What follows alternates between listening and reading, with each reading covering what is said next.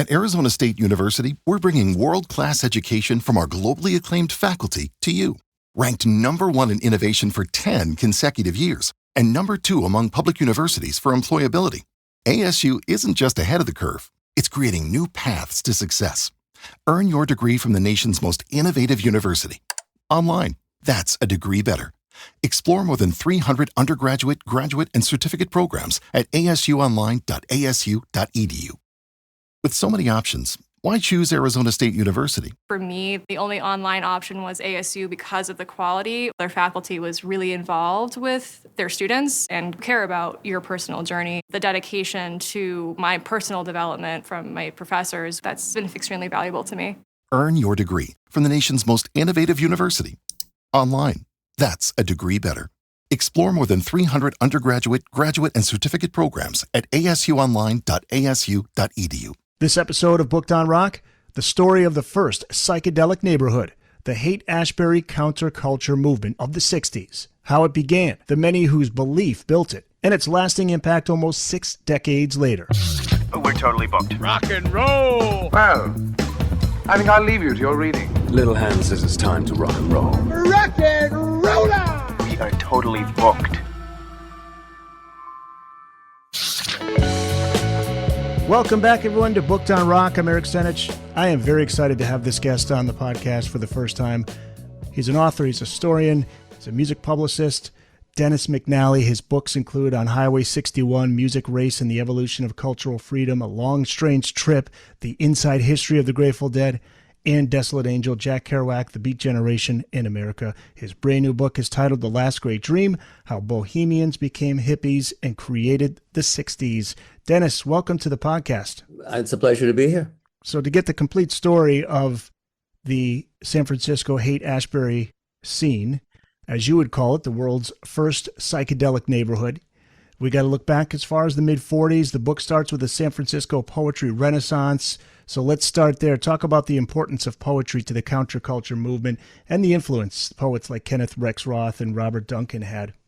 Of course, many people know that Allen Ginsberg first read Howl in San Francisco in 1955. And that sort of has taken the headlines, as it were. But what many people don't realize is that, of course, there was a really active poetry scene in San Francisco that people just really, got involved with. Many more than the two people I'm about to talk about, but, they were sort of the leaders and the starters. Kenneth Rexroth was a, very good poet. In particular, though, he was a leader in both teaching the idea that poetry should sort of come from the heart, which was very different from what was going on the East Coast at the time, which was a lot more measured and, irony and precision and not very inspirational. He was an advocate. He was basically an anarchist in a philosophical way, what they called personal politics, in which the personal is the political, so that you engage in politics from a moral rather than an ideological perspective.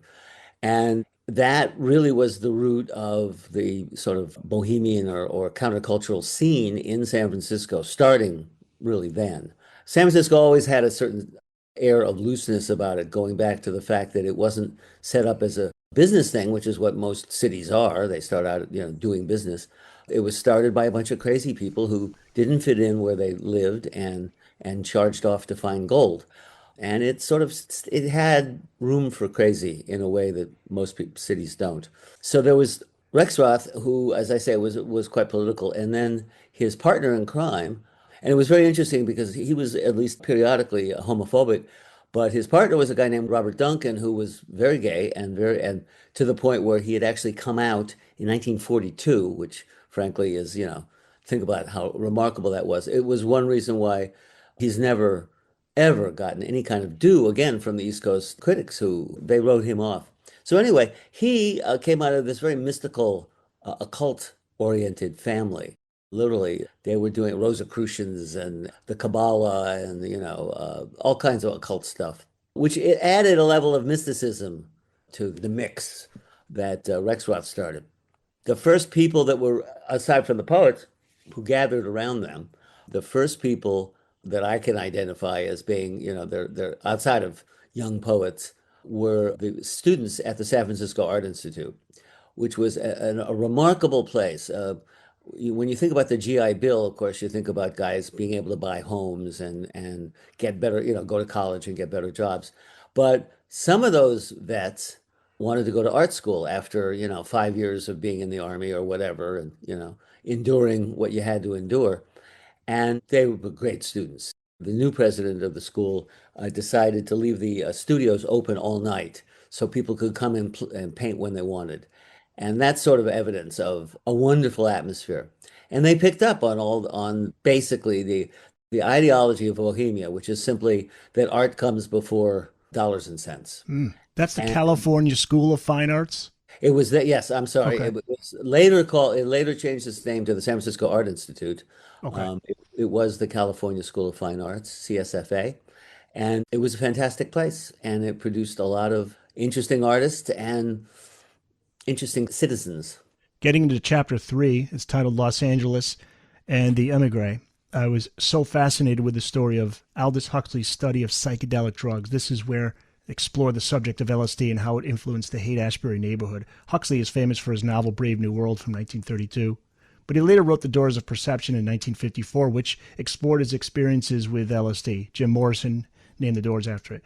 What inspired this, as you write, esoteric pursuit, and what were his findings after trying it? Huxley was, sort of a cosmic explorer of everything at that point. He had written these novels critical of the way England's social theories were going. He became a pacifist, and he and some friends, fleeing World War II, frankly, left England and came to Los Angeles, partly for the sunshine, and partly they latched onto something that's very interesting about Los Angeles, in contrast to San Francisco, which was, for whatever reason, Los Angeles was, from the very, very earliest, going back almost to the turn of the century, a warm landing place for unusual religious phenomena. The Theosophists, Gurdjieff, so forth, Vedanta.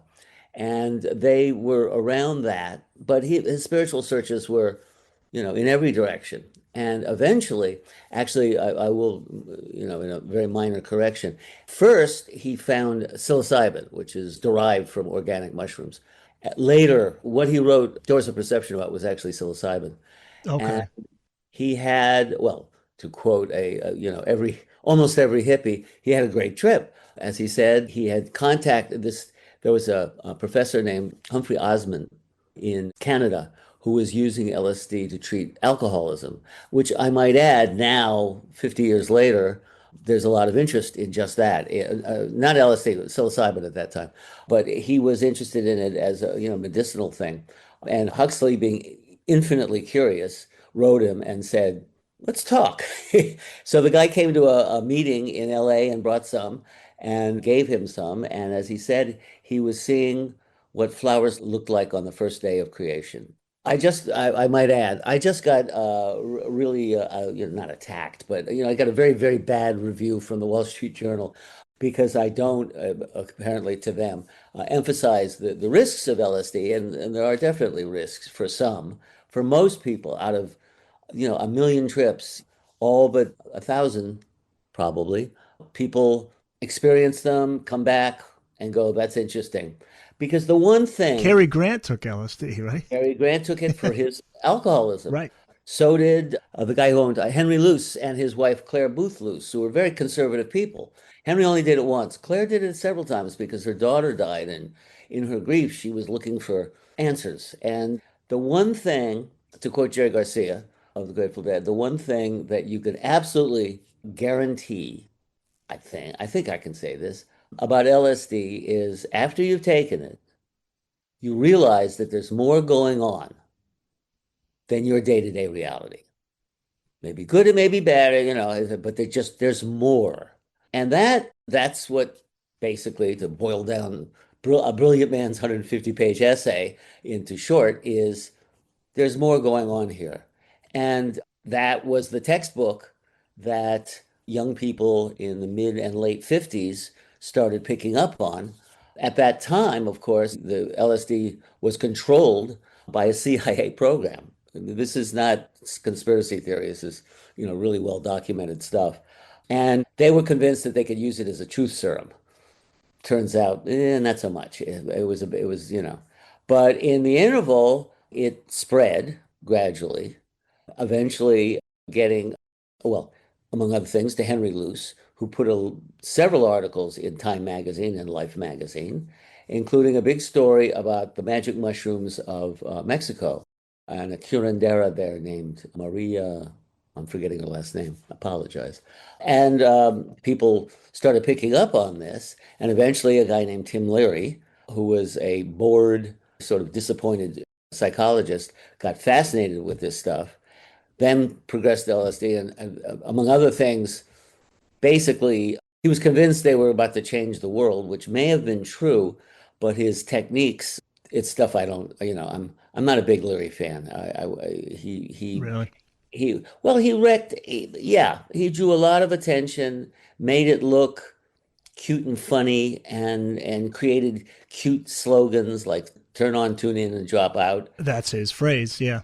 Yeah, and he did that speaking to the New York Advertising Club. And it was like, what he and what most people who get into psychedelics see is a certain spiritual component.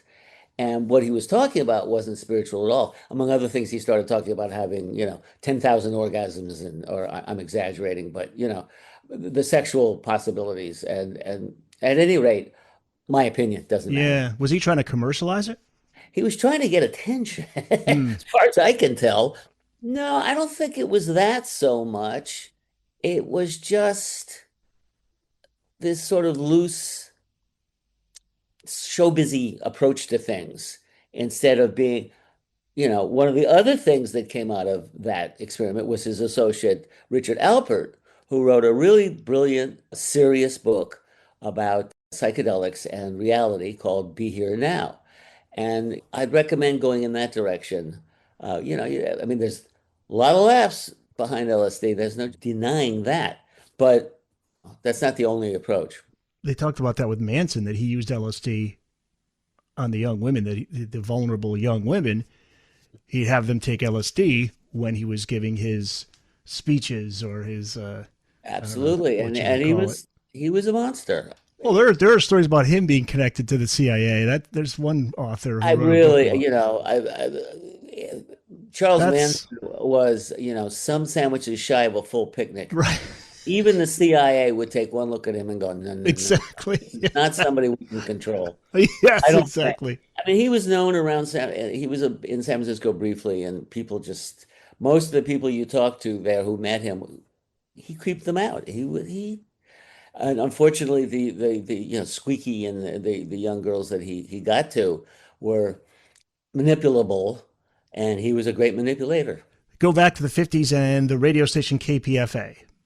You call it the most significant gift of the conscientious objector world to Bay Area culture. This seemed to be a great refuge from not just mainstream radio, but mainstream culture.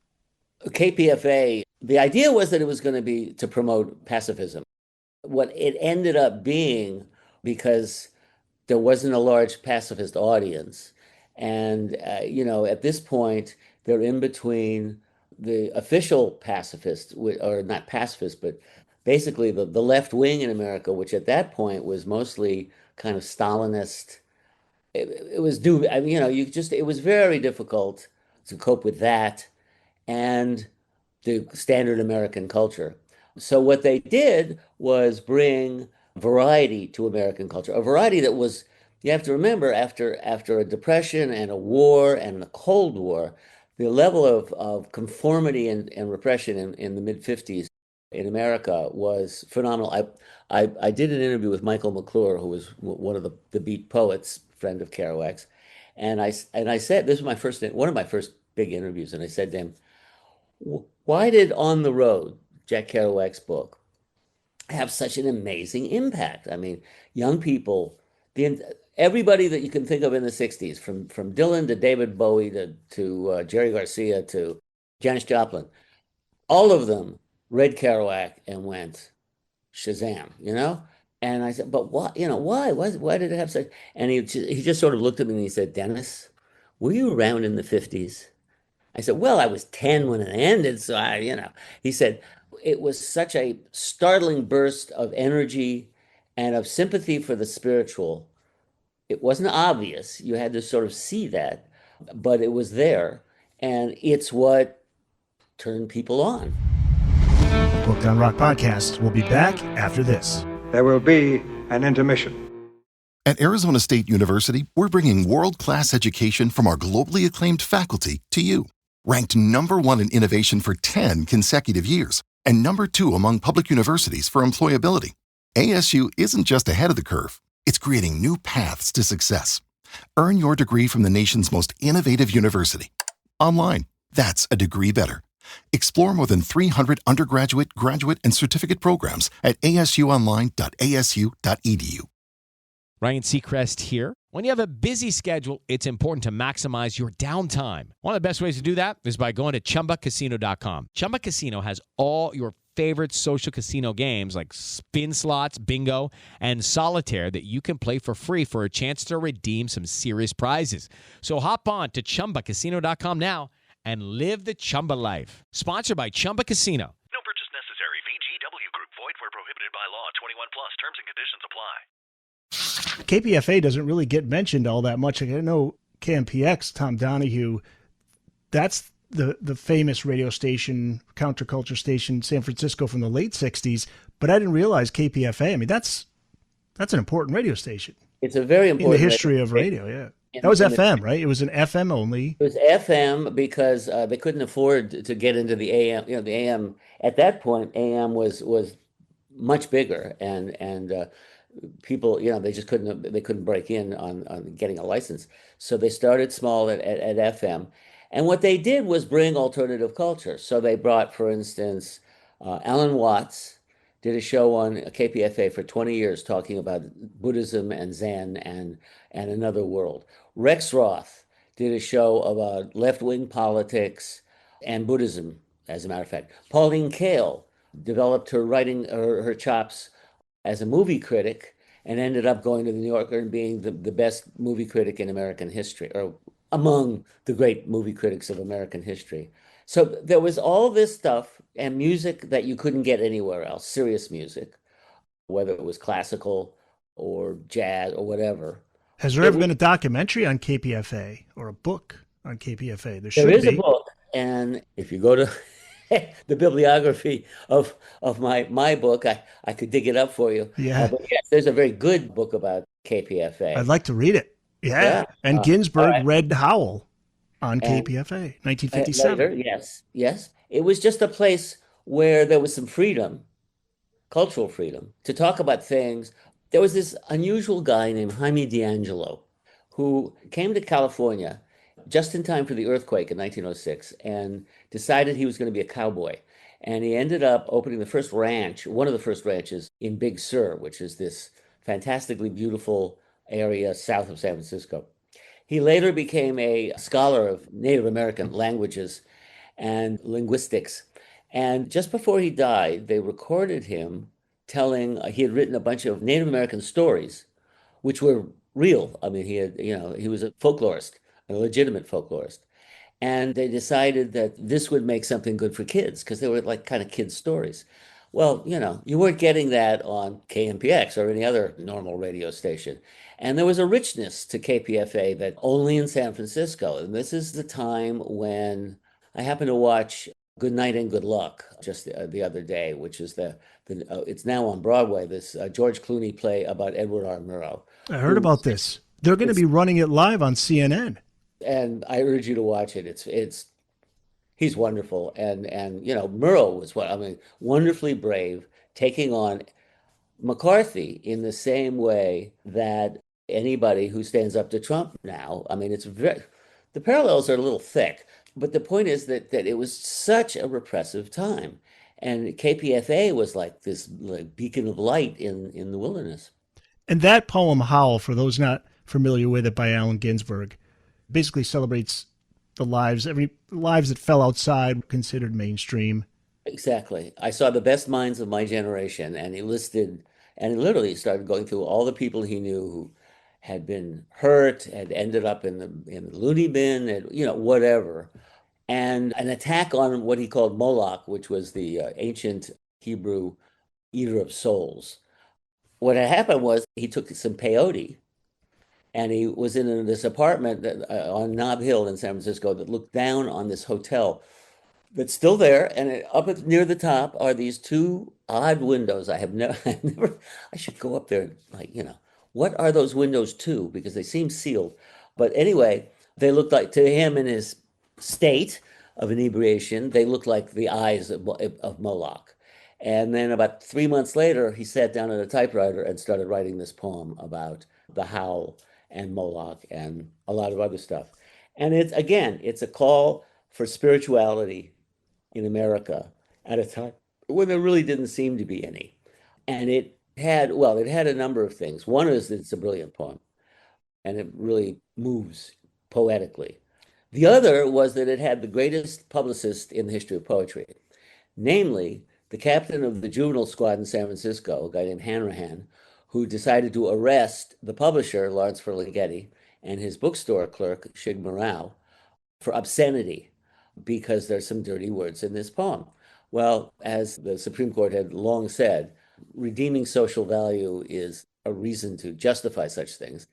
And the judge immediately went, "This is BS," and threw it out. But the point is, everybody wants to see what the dirty words are. And it was tremendous publicity for Howl.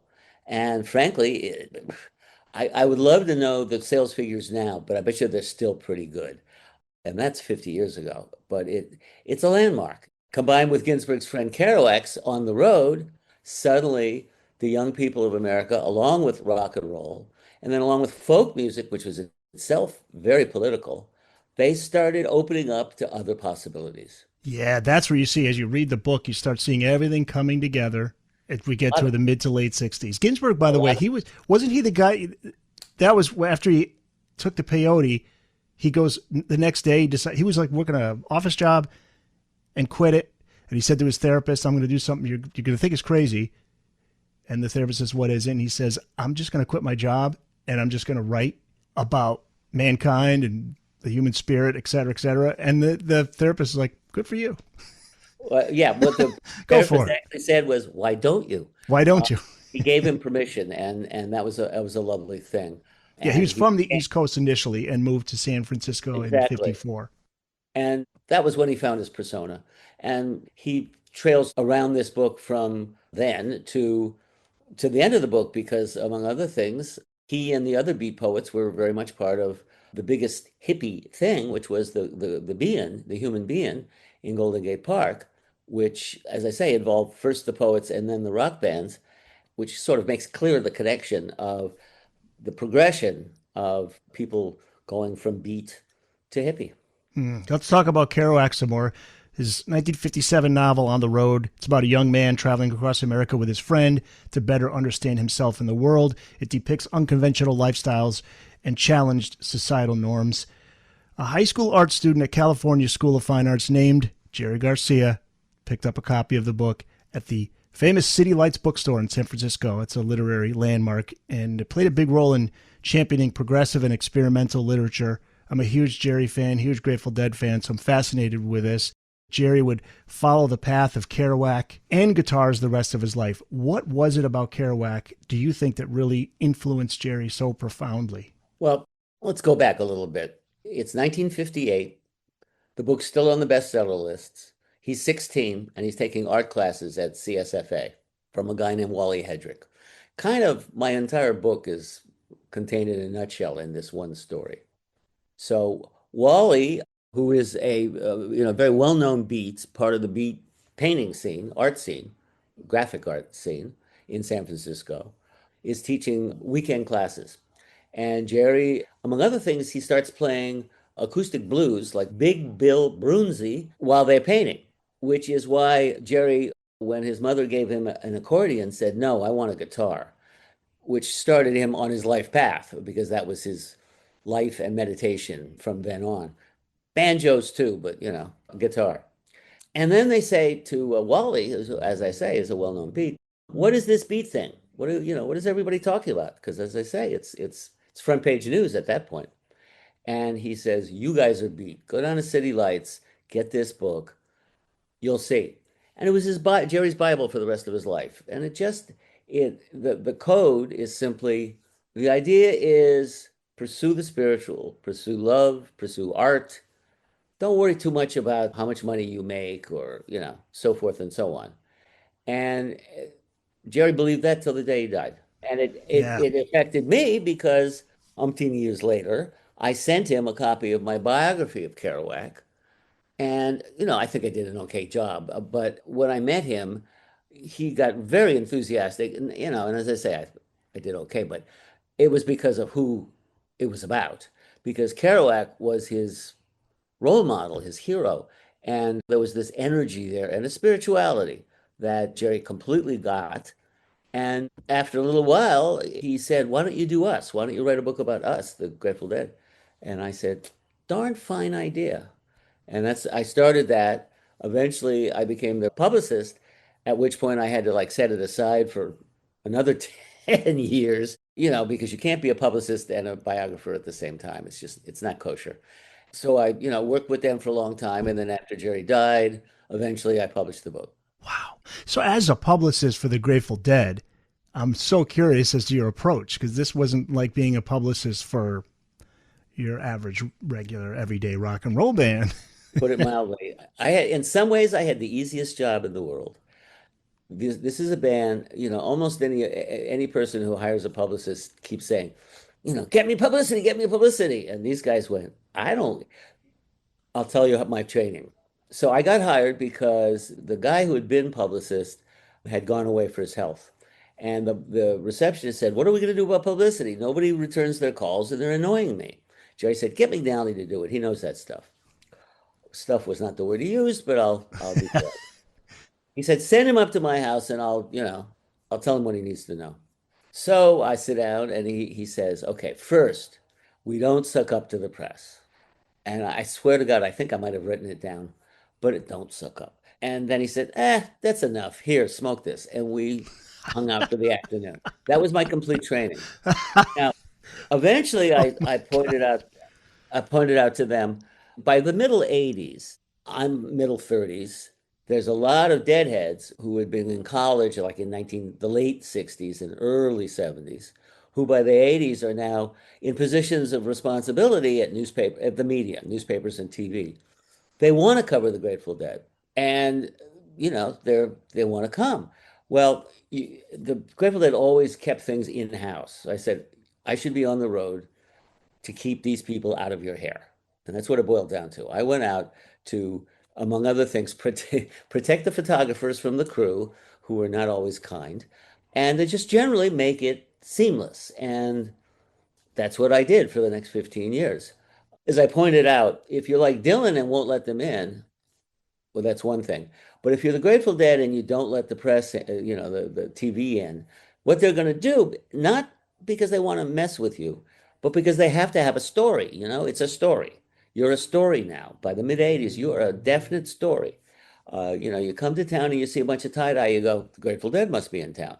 I literally had friends do that and test it and find out, yep, I was in the room next door to him in the best hotel in Seattle, as a matter of fact. But they're going to go to the parking lot and they're going to see kids committing misdemeanors, maybe even felonies involving drugs or even beer. And they're going to get footage of that. Well, if you let them in and they shoot the band playing music with pretty lights, that's what they're going to use, because these are people who are not looking to hurt.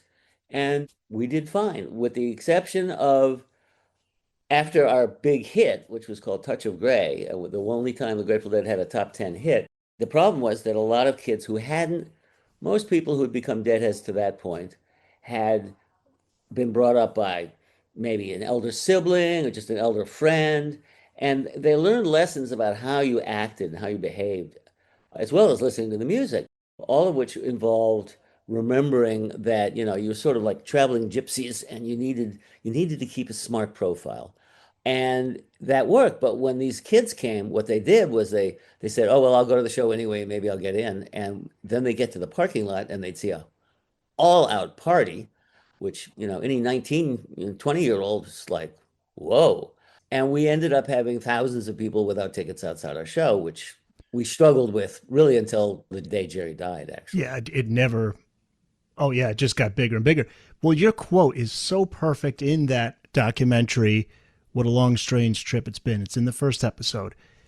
A lot of distractions there, and I think I know what you meant, but the media would focus on a lot of the things like the tie-dye shirts and whatever, all these different things. But you get past that, and there's a richness in that music. And it envelops you, as it does with myself and my older brother, and I'm looking at it, picture of Jerry right here. And there is a richness to that music that once you're in, it's just, you feel like there's that warmth of it, and you just never want to leave. Well, the Grateful Dead did two things. First, they weren't a rock band. They were a jazz band, an improvisational jazz band that happened to use rock instruments and rock song structures. But the improvisation was everything. Phil Lesh's quote, collective improvisation. That's right. And improvisation is like jumping off a cliff. You can land on the ground, on the rocks, and it's called a train wreck in music speak. Or sometimes you fly, and the Grateful Dead flew often enough. The audience went along for the ride. And that was the magic that brought them in. The other was that they actively fostered, although it was the Deadheads that created it, as Jerry, who's always ready to duck responsibility, it's not my fault. You guys are Deadheads because you're Deadheads, because you chose that. But the point is that they created a community, and the Deadheads embraced that. I never saw. The only time I ever objected to anyone's behavior inside a concert was an unusual woman whose name I won't share, who would neigh like a horse. She'd sort of jump up and down and neigh very loudly. And she was standing right in front of me. And at intermission, I looked at her and I said, listen, it was the only time I've ever had to do this. I went to 1,000 shows, mostly because they paid me to. And I mean, I was able to do that because I was paid. And I finally broke down and said, I'm sorry, you're just going to have to go somewhere else. You're ruining the show. You're louder than the band. This just is not acceptable. The one thing you can't do is interfere with somebody else's trip. And she went and said something mean to me, but, left. And the entire section around me started applauding. Okay. I wasn't the only one bumming out because of her. So that was, as I say, I went to a lot of shows, and that was the only time I ever felt compelled to complain about anybody. The Booked on Rock podcast will be back after this. We're going to take a break and be back. It is Ryan Seacrest here. There was a recent social media trend which consisted of flying on a plane with no music, no movies, no entertainment. But a better trend would be going to ChumbaCasino.com. It's like having a mini social casino in your pocket. Chumba Casino has over 100 online casino-style games, all absolutely free. It's the most fun you can have online and on a plane. So grab your free welcome bonus now at ChumbaCasino.com. Sponsored by Chumba Casino. No purchase necessary. VGW Group. Void where prohibited by law. 21 plus. Terms and conditions apply. Drivers who switch and save with Progressive could save hundreds. With that kind of money, you could go big time on a fancy water bottle with ultra titanium alloy metal. You're not sure why you need all that. I mean, it just holds water. But you're getting it anyway. Because if you're hiking near an active volcano and you accidentally drop the bottle into molten lava, your water will still be icy cold. Switch to Progressive and you could save big time for water bottles. Progressive Casualty Insurance Company and affiliates, not available in all states. Potential savings will vary. One last question before we move on and get back to the book. But Jerry Garcia, is he the person that he appears to be? Fun-loving, sweet guy, humble, big kid? Because he was all those things. And more. And a lot more. Intelligent. Among other things, incredibly intelligent, empathic, very curious about other people. That's why people love to do interviews with him, because they were conversations and not him selling merchandise, which is what most rock and roll interviews are about. And also very sensitive. And when he lost, for instance, his ability on the road to take a walk because people would be hitting on him, or go to a museum, ditto, that hurt. It was too much. And that's why eventually he turned to, self-medicating himself with various drugs. And I might add, but remember what he died of was a heart attack because he didn't take care of himself, because he didn't wanna, and he just sort of put his foot down. So every guy over 40 has to realize that you got to, at least watch your diet a little and exercise a little. And, he tried. And occasionally he'd try and then he'd slough off. Yeah. His fascination with Frankenstein. What an interesting guy. Well, it brought him in touch with a whole new world. That was his first movie. It was a great story. I heard from the American Movie Channel had a show called The Movie That Changed My Life. And he was diabetic, and this is in the last year of his life, and he was like down, and he wouldn't be running around yelling at people, but he'd have a little dark cloud around his head, and you'd say hi and then shut up. I mean, but then I got this request from them, and I said, I went in to see him, and I said, I think I've got one for you. And he said, okay. And I told him, and he immediately started doing the interview. That experience of introducing him to this whole other world was just one of the favorite memories of his life. There was the emergence of rock and roll in England around 1964, but around that time in San Francisco, folk music is prominent. In fact, you write about how many of the later San Francisco musicians, like Jerry Garcia, got their start playing folk music, but folk initially sprang up in Los Angeles, and eventually it would lead to the genre known as folk rock. The Byrds play a huge role here. There's a fascinating article by a rock critic in the Los Angeles Free Press, which describes the Byrds, a scene when the Byrds were playing at Ciro, their first big run. And clearly this guy had been psychedelicized. You can't read the article without assuming that. And he's attributing that to the audience, which in 65 is pretty early to outside of the Bay Area, because the guy who was making the LSD was in the Bay Area. But all I can say is the Byrds, and of course 8 Miles High, gave major hints of all that. Although in the end, as the improvisation to the, all the way out to the end of the universe became the calling card of the Bay Area. Dennis McNally is the author of The Last Great Dream, How Bohemians Became Hippies and Created the 60s. Let's talk about Jefferson Airplane now. In the year 1965, an important year in Haight-Ashbury history. This is when Jefferson Airplane forms. They formed, again, as a kind of a folk rock. I mean, I don't know necessarily. Yeah, I would say by then, certainly Marty Balin, who formed the band, had heard the Byrds and was picking up on that vibe. And so he started this folk rock band with Paul Kantner. He spotted Paul Kantner also playing folk, and they said, let's start a band. Post-Beatles, every folk, he said, this rock and roll stuff looks like fun. And everybody's, they started forming sort of rock bands. But what was important with the Airplane, frankly, and their musical quality was Kantner had a friend by the name of Jorma Kaukonen, who was a great guitarist. And eventually, Jorma called in his buddy Jack Cassidy, who was a great, great bass player, so that Jefferson Airplane had more guts, shall we say, than your average folk rock band. And eventually, of course, with Grace Slick, they created the first sort of the psychedelic message that came out of San Francisco and hit all of America.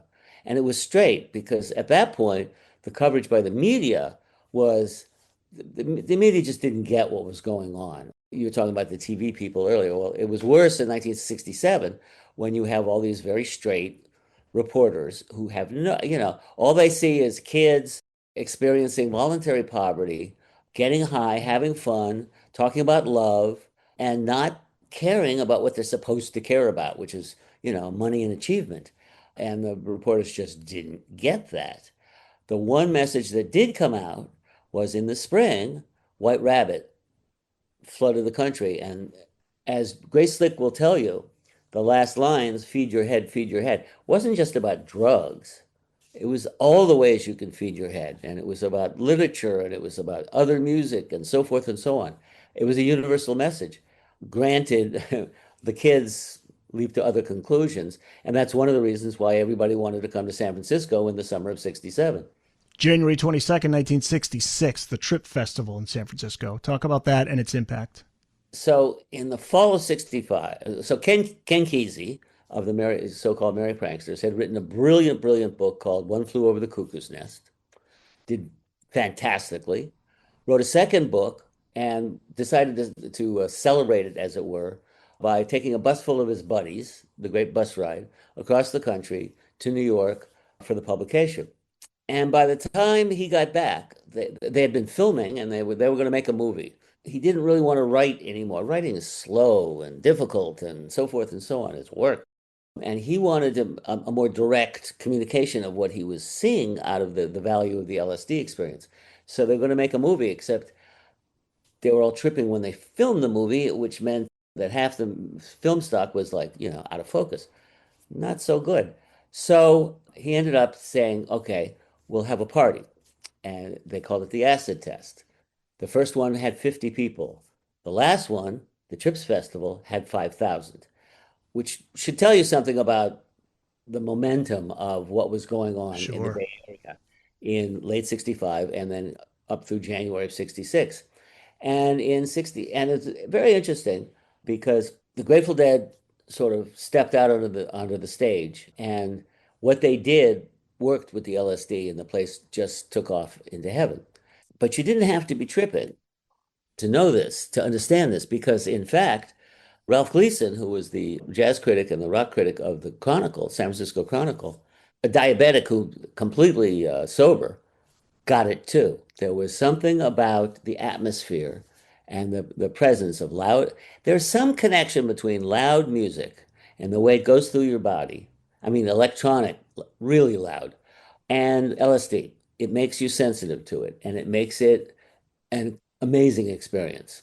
And it was for everybody there. And one of the people in Haight-Ashbury said that everybody in the Haight-Ashbury was born at the Trips Festival, that they were there and they got it. And what had happened was that the U.S. government, in its infinite wisdom, was going to build freeways all across San Francisco, including right past the Haight-Ashbury, digging up Golden Gate Park, so that you could get to Marin County faster, the Golden Gate Bridge faster. Well, fortunately, the neighborhood said, and they managed to have it canceled. But in the interval, the property values of Haight-Ashbury were like at rock bottom. So it was an expensive neighborhood to have a revolution in. For $30 a month, you could get a room. For $50 a month, you could get an apartment. I mean, five people could put together $10 a month and have a place to live. Nice. And experience what was going on. So the Haight-Ashbury was this test laboratory for what would happen if a bunch of very high people hung out and experimented with drugs, but with sexual behaviors, with all kinds of things. One of the things that people, I don't think, have acknowledged is one of the things that came out of the Haight was the image of the gentle male hippie. And to the best of my knowledge, that was the first time that gentleness in a man was celebrated in American culture.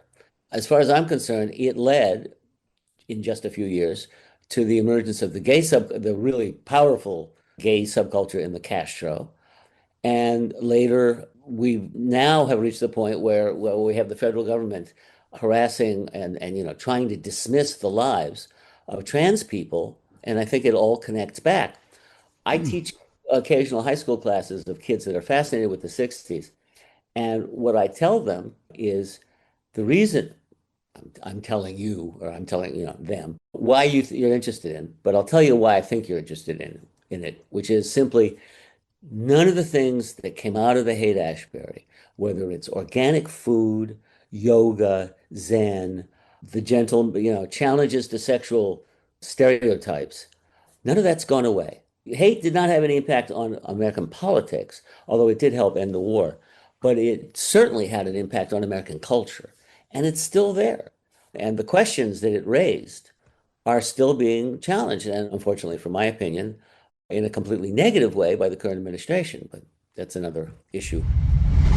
Booked on Rock Podcast. We'll be back after this. Don't go away, gentlemen. We may need all of you. Ryan Seacrest here. When you have a busy schedule, it's important to maximize your downtime. One of the best ways to do that is by going to ChumbaCasino.com. Chumba Casino has all your favorite social casino games like spin slots, bingo, and solitaire that you can play for free for a chance to redeem some serious prizes. So hop on to ChumbaCasino.com now and live the Chumba life. Sponsored by Chumba Casino. No purchase necessary. VGW Group. Void where prohibited by law. 21 plus. Terms and conditions apply. Drivers who switch and save with Progressive could save hundreds. With that kind of money, you could go big time on a fancy water bottle with ultra titanium alloy metal. You're not sure why you need all that. I mean, it just holds water. But you're getting it anyway. Because if you're hiking near an active volcano and you accidentally drop the bottle into molten lava, your water will still be icy cold. Switch to Progressive and you could save big time. For water bottles. Progressive Casualty Insurance Company and affiliates, not available in all states. Potential savings will vary. Hey guys, thanks so much for checking out the Booked on Rock podcast. If you've just found the podcast, welcome. If you've been listening, thank you so much for your support. And make sure you tell a friend, a family member, share on social media, and let people know about Booked on Rock. And if you do like the podcast, make sure you subscribe, give a 5-star review wherever you listen to the Booked on Rock podcast. We're on Amazon, Apple, iHeart, Spotify, Spreaker, TuneIn, and on YouTube Music. You can check out the full episodes on video, along with video highlights from episodes on the Booked on Rock YouTube channel. Find it at Booked on Rock. Thanks again for listening. Now back to the show. Ballroom posters to promote concerts were and still are a thing of beauty. We've all seen them. It originates in San Francisco. From the beginning, these were cherished as art objects. People would tear them down. You say in the book, tear them down almost as soon as they went up. Talk about how this began. Promoters Bill Graham, legendary Bill Graham, his place in this story, and who's responsible for the first one. So Bill Graham was this wannabe actor who then found his niche in concert promotion. Also a guy named Chet Helms who had the Avalon. So Bill had the Fillmore and Chet had the Avalon. And the thing about San Francisco is, particularly at that point, is that it's not that big a place. And a poster was a very effective communications means, and relatively speaking, very inexpensive for the promoters. And if you put 10 up on Haight Street, and a couple of more in North Beach, and a couple of more on Telegraph Avenue in Berkeley, shazam, the word would get around. So it was a very effective communication device. What you can't exactly explain is that the leading, what we call the Big Five, Mousen Kelly, Wes Wilson, Victor Moscoso, and Rick Griffin, were fantastic artists who, liberated by LSD and some prior training, they all had some training. I mean, Moscoso, I think he had an MFA from Yale, and deriving their work from a number of things, including Art Nouveau, but also the acid experience. They used to call the first posters boxing posters because they were just, name, picture, ugly, and very quickly they started expanding their imagination, sometimes to Bill Graham's regret, because they would get into doing this very difficult to read lettering, and he'd say, I want people to know where the show is, and they'd say, they'll study, and they did, and it worked. It sucked people in. And yes, I mean, they're collector's items to this day. Underground publishing in San Francisco, among the many important stories told in the book. Chapter 30 gets into the newspaper The Oracle, which first published in 1966. What was the mission of The Oracle? The Oracle was edited by a poet, which will tell you something, and an art director by the name of Michael Bowen, who was out of the Surrealist school of painting. And it was to spread the message of peace, love, and psychedelics. Some of it was, I'm not much on astrology, so some of it was kind of, to me, gibberish. But also, the poet Gary Snyder wrote an essay on Buddhism in the Western world that was one of the best essays ever, on that subject ever written. So, you got a lot of stuff in there, and it presented a lot of information, and it was incredibly successful for a year. And then what happened, among other things, as Peter Berg points out, is that the San Francisco Police Department, at the end of the Summer of Love, the San Francisco Police Department had turned Haight Street into a one-way speedway where nobody could, just sort of hang out, and installed crime lights to make it, deliberately ugly, really, so that it was, it was no longer a very nice place to hang out. And the sharpest critics of the Oracle were the Diggers. Who were the Diggers? The Diggers were former actors from the mime troupe who were very political, not in an exactly overt way, but specifically, explicitly anti-consumer. And they talked about free. So they got, sometimes stole, sometimes mooched food, which they cooked and gave to people, not to be social workers, but on the principle that everybody should be able to eat. And they advocated that, and they disliked the Oracle because the Oracle was sort of supported by the stores, which sold trinkets and this is in the clothing and, stuff. And they wanted to warn that anything that can be sort of captured by the corporate culture, blue jeans, will be. If you can make money on it, that's their job, the corporate. And that they objected to. And they were overly optimistic, shall we say, that everybody would basically try and reject money and live communally and live in a very low-cost way. But their point was real enough. And it's taught us all a lot of lessons. The Booked on Rock podcast will be back after this. Oh, this is heavy. There's that word again, heavy. Why are things so heavy in the future? Is there a problem with the Earth's gravitational pull? It is Ryan Seacrest here. There was a recent social media trend which consisted of flying on a plane with no music, no movies, no entertainment. But a better trend would be going to ChumbaCasino.com. It's like having a mini social casino in your pocket. Chumba Casino has over 100 online casino-style games, all absolutely free. It's the most fun you can have online and on a plane. So grab your free welcome bonus now at ChumbaCasino.com. Sponsored by Chumba Casino. No purchase necessary. VGW Group. Void where prohibited by law. 21 plus. Terms and conditions apply. Drivers who switch and save with Progressive could save hundreds. With that kind of money, you could go big time on a fancy water bottle with ultra titanium alloy metal. You're not sure why you need all that. I mean, it just holds water. But you're getting it anyway. Because if you're hiking near an active volcano and you accidentally drop the bottle into molten lava, your water will still be icy cold. Switch to Progressive and you could save big time. For water bottles. Progressive Casualty Insurance Company and affiliates, not available in all states. Potential savings will vary. Find the Booked on Rock website at bookedonrock.com. There you can find all the back episodes of the show, the latest episode in video and audio, plus a video highlight and a link to our YouTube channel. Links to all of the platforms where you can listen to the podcast, plus all the social media platforms. We're on Blue Sky, Facebook, Instagram, TikTok, and X. Also, check out the Booked on Rock blog, find your local independent bookstore, find out all the latest hot rock book releases. And before you go, check out the Booked on Rock online store. Pick up some Booked on Rock merch. It's all at bookedonrock.com. You mentioned the human being. Let's go back to that. January 14th, 1967. That's held at Golden Gate Park Polo Fields. Tell me if I'm in the ballpark here. Reading about this, it made me think about when Touch of Grey became a hit and the longtime Dead fans were now surrounded by the younger fans who they didn't feel fit the vibe. Yeah, you say it was the beginning of the end of the Haight as a functional neighborhood. The Haight through 1966, was completely under the radar, virtually completely under the radar, effectively under the radar. And they did a lot of, they experimented, they had fun, it worked. So they decided to throw a party. Why not? Let's celebrate. And they celebrated at the Be-In. The problem with the Be-In was that somewhere between 30 and 50,000 people showed up.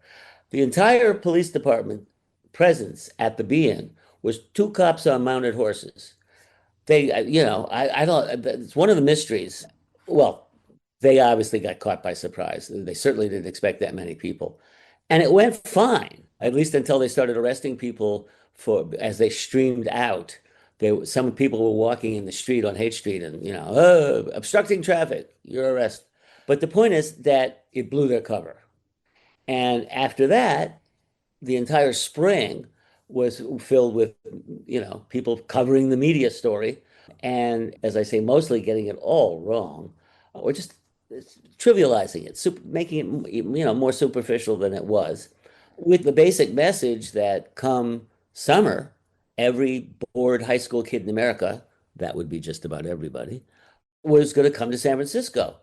And I've never gotten an accurate count, and I don't think anybody ever did, of how many tens of thousands of people did come to San Francisco that summer, but it was too many. And it was a lot of young kids without emotional or financial or life quality sophistication. So that instead of contributing, they were dependent. Feed me, give me a place to sleep. Yeah, I see what you mean. Yeah. And it was hard. And people like the Diggers and people, there was a wonderful church called All Saints Church in the Haight that did the same thing and just went completely batshit trying to take care of these kids. But instead of being then a celebratory neighborhood, it was a neighborhood struggling with a problem. All good things come to an end, and that was the sign that, yeah, this is starting to come to an end. The high water mark, though, was the Monterey International Pop Festival. See, the high water mark of what happened in the Haight would be the splendid June weekend of the Monterey International Pop Festival. Now, throughout the book, you delve into the music that was emerging and happening in Los Angeles and London, as well as San Francisco. This is where all three connect, and it's the first American performance of the Jimi Hendrix Experience. This event comes together in response to police riots in the fall of '66 on the Sunset Strip, which eventually becomes the project of a guy named Lou Adler, who is the record company president for the Mamas and the Papas, who were very popular in L.A., and John Phillips, Phillips, the leader of Mamas and the Papas. And they start this nonprofit. They change it into a nonprofit, and they bring actually 4 cities, because also New York. And what became quickly obvious was that it was a celebration of psychedelic music. Be a hippie, bring bells, bring flowers, etc.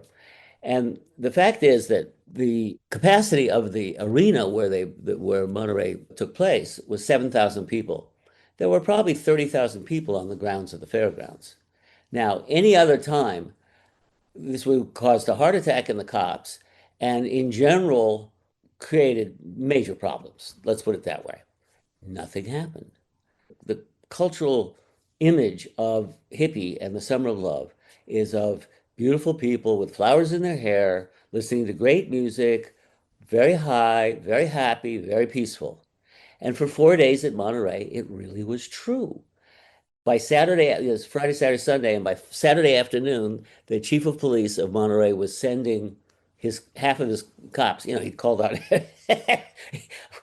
when they saw what was about to happen. They'd called every cop, within 100 miles, I suppose, out, and they'd say, "Go home. Nothing's happening." How about that? Wow. And my favorite picture, which is the next to the last picture in my book, is a picture of a police officer, a motorcycle police officer, stringing. Yeah, take a look. Let me look for it here. Every seat in the arena had a flower on it, an orchid. They'd shipped in 10,000 orchids from Hawaii. And this motorcycle cop is stringing orchids on the antenna of his motorcycle with a big smile on his face, because he has absolutely nothing to do, which is the way we like police to be there, standing there looking at kids and going, nothing to see here. And that's the story of Monterey in that picture. That says it all. Yep. I'm looking for the photos here. Unless the preview copy doesn't have photos, I'd be bummed. I'm sorry, you're right. Yeah. Yeah, no, you obviously got a I galley. Got the galley. I'm sorry, you were robbed. That's okay. It's all the more reason for me to buy a copy. Well, there you go. But there you go. Let's see if you have it there. I was going to say, let's see if this will come through at all. Let's see. That's the picture. You could see it. Okay. Yeah. So there you go. Oh, there. Yeah. Oh, wow. Look at that. And he's smiling. Oh, yeah. That guy went in there probably with a serious look on his face, like, I'm ready to go to battle. That's right. And that's beautiful. There was a certain amount of magic at Monterey. The story about Hendrix, the photographer from San Francisco, Bob Seidman, the story he remembered, he sees Hendrix. He looks like he's in no shape to get on stage. To stand up. He had, Jimmy was the kind of guy that if you offered him a handful of hits, he'd take them all. And he did, and was like he looked like crumpled laundry. And then the roadies They were taking bets that he wouldn't play. And then the roadies came and got him, and he went out, and he was Jimi Hendrix. A truly heroic metamorphosis. Absolutely. And he summed up everything that had been going on in however long he played. Well, people talk about Woodstock, how important that is. In your opinion, Monterey, I mean, like you write, for 4 days at Monterey, it was reality, and it colored the next decade and more of the youth culture. On any number of levels, there was a VIP row with every important record company executive were sitting there, and they all, Clive Davis and Warner Brothers, they all took their cues from what they saw that weekend. You had sort of soft rock stuff from LA, which got a certain amount of attention, and then you had San Francisco and Jimmy, and there you go. If you could bottle that and sell it, but then it'd be commercialized. We don't want to sell it. No. But no, it was a magical time. It was like that magical time that came and went. Must have felt like it went so fast, because time goes by so fast. I mean, we read about that era, and it seems like a long time. But boy, it was 5 years. Well, I mean, the magic even, really. Stuff was really a year. Yeah, a year and a half, 2 years, say. And I cheated. That's why I ended at Monterey at a high point, because not always for bad, but things got much more complicated, and it diversified. It went out into one of the people who was one of the light show people, a guy named Roger Hilliard, later went to Boston, and he and a guy named Paul Hawken, you may have heard of Smith and Hawken, which is a fairly well-known series of stores, created Erewhon, which was one of the first distributors of organic food in America. And it grew until, I don't know what, many billions of dollars industry now. And that's just one of the things. But to go into that, to go into where the music business went, to go into the war, that's another 3 books, and I only had time for one. Right. The Last Great Dream, How Bohemians Became Hippies and Created the 60s. It's out now, right?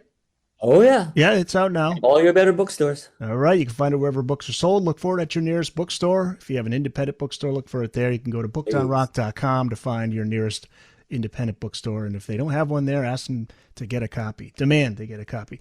And where can people find you online, Dennis? DennisMcNally.com. It's not very original, but there I am. And you can, among other things, there's a bunch of, not just Amazon, but a bunch of places where you can go online and buy the book if you like. And you did this interview from beautiful San Francisco. Yeah. How long have you lived there? Cold. I've lived here forever. I came here when I researched my first book in 1974 and came back 2 years later. Here I am.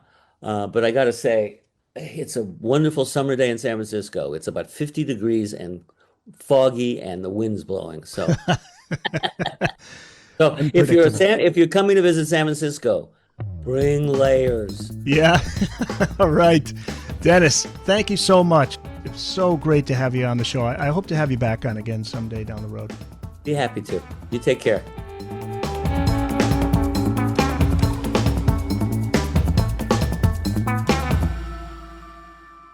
That's it. It's in the books. Having a life scholarship and being able to afford to go to college made me feel inspired to go. When I got a life scholarship, it was such a relief. I knew that I wanted to have an impact. Having a life scholarship through the SC Education Lottery was huge. It gave me the opportunity to make that impact right here at home. The South Carolina Education Lottery. A better you, a better us, a better South Carolina. Visit sceducationlottery.com/betteryou. Riley Herbst from 2311 Racing here, and you know what grinds my gears? Waiting for coffee.